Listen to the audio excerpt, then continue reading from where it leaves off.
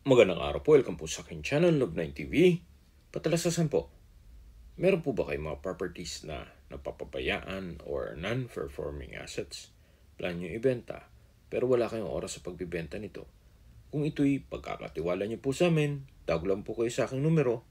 Usap po tayo, gawin ko po ng video for free. Yes, libre po. Wala po kayong babayaran. Tutulungan pa namin kayong mabenta ang inyong property. Kami na po bahala sa marketing, sa boosting or paid ads. Even sa tripping, hindi na po kayo mapapagod sa pag-entertain ng mga buyers. Kami na po bahala sa lahat. Tawag lang po kayo. Nandito po tayo ngayon sa Tagaytay kung saan meron po tayong bagong video presentation. Isang brand new house and lot na may lot area na 270 square meters. May floor area po ito na 231 square meters. Nasa loob po ito ng isang exclusive subdivision na meron pong 24 hours security. Napakatahimik po ng lugar, sariwang hangin, at malamig po ang klima. Sa dokumento naman po, ito'y titulado, buhay po ang may-ari, kaya wala po kayong magiging problema sa documentation or sa transfer ng title.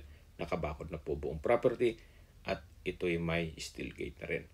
Tunghayan nyo po itong fasad, naka-glass walls and window, then spandrel lang ginamit sa ceiling, naka-tiled post, medyo elevated po itong property kaya meron pong ilang steps ng stairs, then may pathwalk, may Carabao grass na rin po, at may railing. Silipin po muna natin itong covered car garage na kakasya ang dalawang sasakyan. Yan po yung steel gate. Then ito pong garahe ay naka-tile flooring na rin. Kahit dalawa pong SUV ay kakasya dito. Nakapalitada na at pinturado na rin ang buong garahe. Sa dulo po ay may access na yun papunta sa kusina. So, ito na po yung main door. Ito po ay solid wood. Samahan niyo po ako. Pasok po tayo. Dito po sa likod ng pintuan ay meron pong shoe rack. Ito naman po yung living area o salas kung saan ito ay naka-picture frame glass wall and window with blinds. Premium tiles ang ginamit dito sa flooring, double high ceiling with ceiling cove design. Meron pong modern spiral chandelier. At dito naman po ay napakalaki po ng espasyo. Napakaliwalas. Gaya po nung nasabi ko sa inyo, ito'y owner's built kaya hindi po tinipid. So ready for occupancy na po ito. Then lahat ng furnishings na movable ay hindi po kasama. Pero lang nung bed frame sa mga kwarto, kasama po yun. Meron po ditong under stairs, powder room, naka-solid wood door, mga isang toilet fixtures, may water closet, bathroom sink, at tissue holder. Naka-tile bathroom wall na rin po ito. At dito naman po yung dining area. Naka-ceiling cove design, tile flooring, at katabi lang po nito yung formal kitchen. Malaki naman po ang espasyo. May kitchen countertop, then wall-mounted cabinet, may wooden rack, then pantry. At dito naman po yung access door papunta dito sa may garahe. Yan po yung tinutukoy ko nila na garahe na kakasya ang dalawang sakyan at yun po ang main gate. Nakabakod na po buong property. Then may pathwalk, paikot na po yan ang setback. Mamaya po, ikutan natin yan. So ito po yung formal kitchen. Meron po itong kitchen window with blinds, double stainless sink with faucet, wall-mounted cabinet, may range hood, then gas range, may oven at microwave. Meron din po itong storage ng kitchen utensils sa baba nito. Then naka-tile flooring na rin po dito sa area to.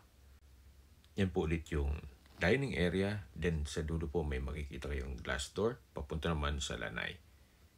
Ito naman po yung wall-mounted wooden rack o display rack at built-in cabinet. Ito po yung first bedroom. Kung meron man po kayong PWD or senior citizen sa pamilya, ito po yung para sa kanila. Meron po itong wardrobe from floor to ceiling po yan. May mga sliding glass windows with blinds. May wooden rack at mayroon din pong CCTV ang buong kabahayan. Hindi nyo na po kailangan magpa-install. So dito naman po yung toilet and bath na see-through. Naka-glass door and wall. Sliding po siya. Then aluminum frame. Meron po itong bathroom countertop, bathroom cabinet, bathroom sink, stainless faucet,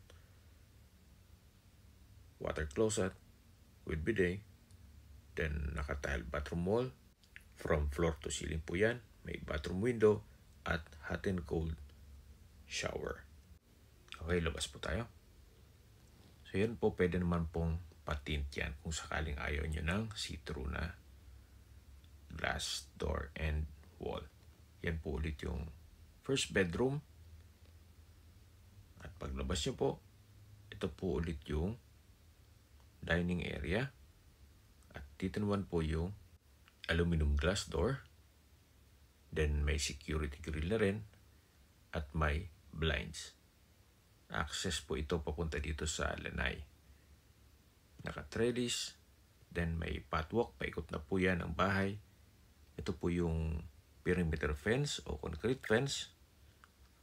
Buong property po. Meron na yan. At may pathwalk din po yan papunta sa harapan ng bahay. Balik po ulit tayo dito sa loob.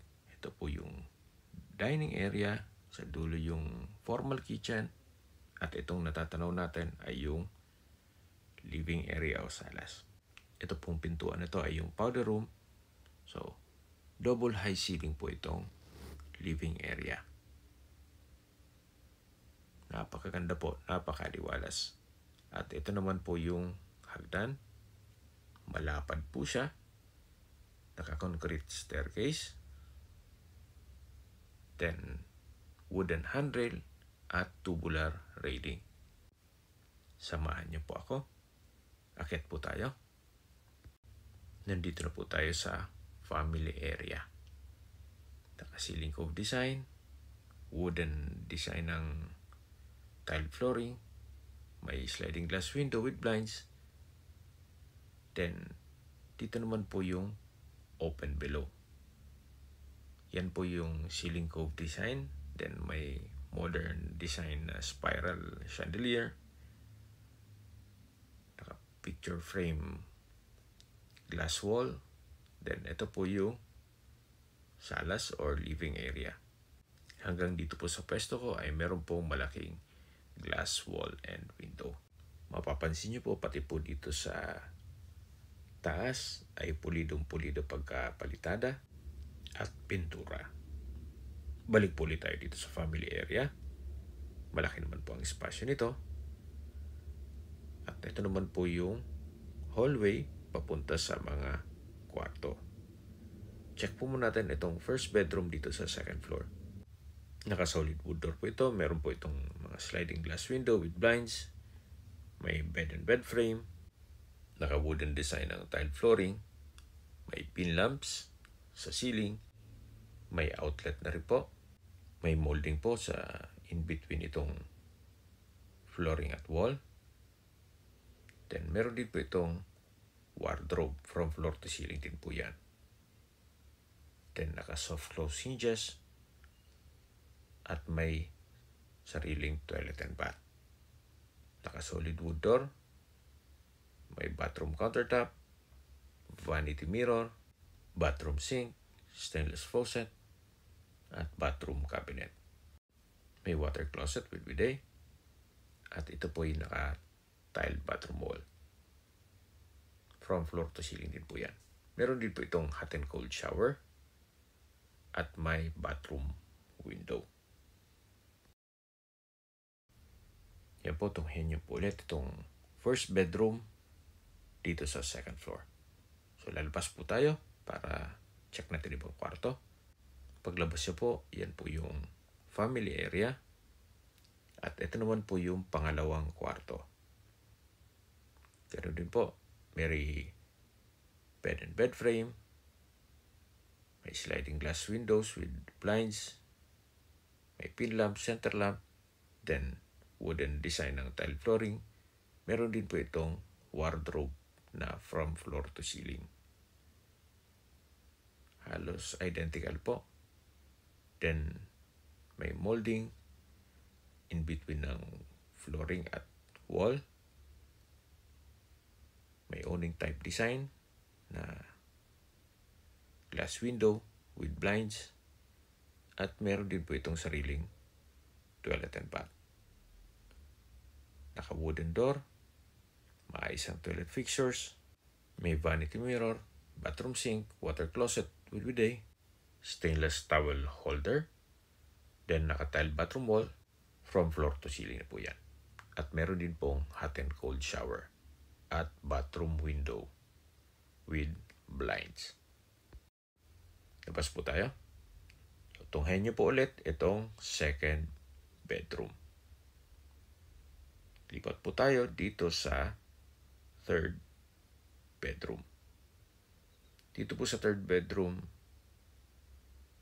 ay halos kasing laki lang nung second bedroom. Maayos ang pintura ng ceiling at wall, may pin lamp, center lamp, may molding na rin in between wall and flooring, may outlet, at meron pong from floor to ceiling na wardrobe. Meron din po itong awning window with blinds. Ito po palang toilet and bath ay sharing or kumbaga Jack and Jill. Actually, galing na tayo dito kanina. So, meron pong access itong dalawang kwarto dito sa toilet and bath. Yan po yung second bedroom. So, hindi ko na po i-detail ito. Gawa ng na-present ko na yan kanina. Then, ito naman po yung third bedroom.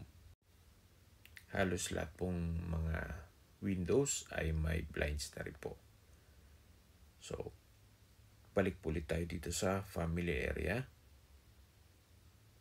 Then, meron pong dalawang glass window. At dito naman po ay may hallway na papunta naman sa balkonahe o terrace. Naka-solid wood door. Then, naka-tile flooring, concrete railing. Hanggang dito po, meron pong tubular railing. Yan po yung tinutukoy ko kanina na setback. Paikot na po yan ang bahay. Bali, hindi pa po ganun ka-crowded dito. Ito po'y nasa loob ng isang guarded subdivision na meron din pong mga amenities gaya ng clubhouse at swimming pool.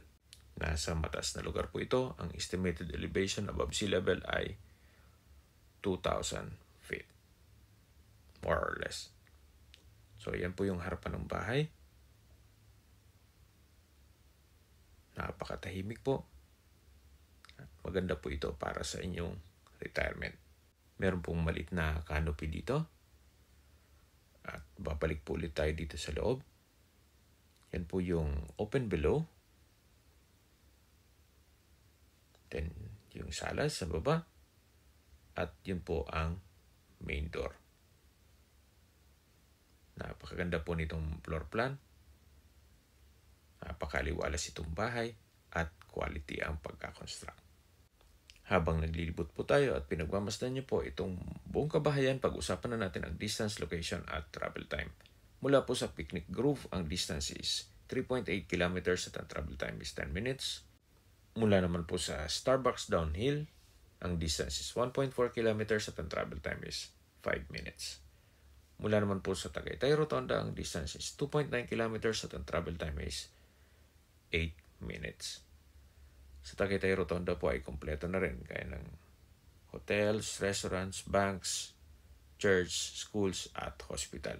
Yan po yung lagi kong binabanggit sa inyo na dapat yung i-consider sa paghanap ng property yung meron pong malapit na hospital. Hindi ko naman po sinasabing sakitin kayo. Yan man po for emergency purpose lang naman. At mula naman po sa Calac Silang Interchange, ang distance is 16.9 kilometers at ang travel time is 35 minutes. Kung manggagaling naman po sa Manila o sa airport, ang distance is 56.4 kilometers at ang travel time is 1 hour and 2 minutes kasama na ang traffic. So, ito po yung open lanai na may trellis at ito po yung access door, glass, papunta sa dining area, then sa dulo yung kusina. Dito naman po ay meron pong maid's quarter o maid's room. Naka-solid wood door.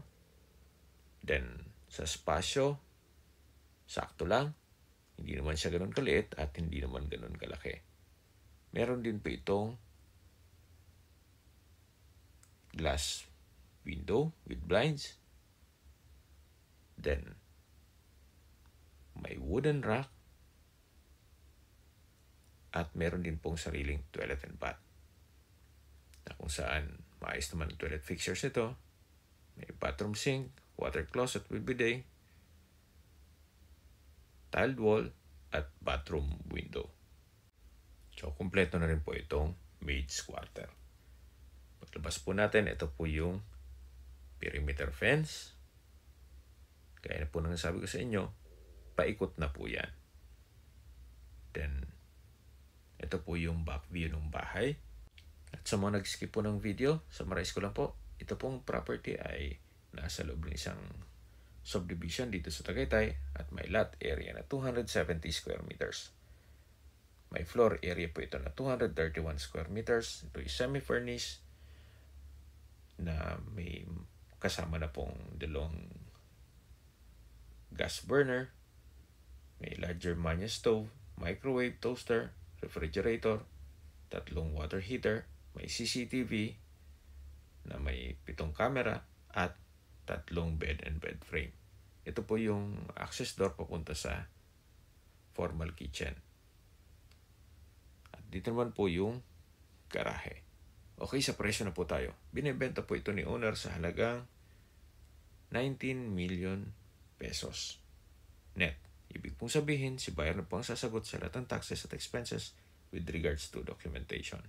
Kung may mga katanungan po kayo o gusto mo pasat ng tripping dito sa property ito, tawag lang po kayo sa aking numero. At sa mga kababayan naman natin na sa ibang bansa, meron po akong Telegram. Sa mga iPhone user man, may iMessage. Meron din pong Imo, Skype, Viber at WhatsApp. Same number lang po, 0917-316-3399. Sa mga nagtatanong naman po ng aming Facebook, meron po aming Facebook page na Nov9 TV at Facebook Reels video.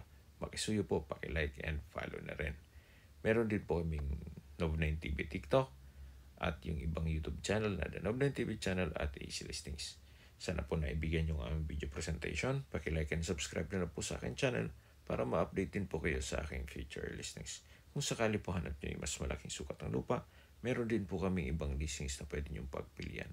Huwag po kayong mag-atubiling tumawag sa amin, then let us know your budget para malaman namin kung anong property pwede namin alok sa inyo. Sa lahat pong viewers, subscriber at nagtiwala po sa amin, salamat po sa suporta. Ingat po kayo lagi at yung pamilya. Maraming salamat po.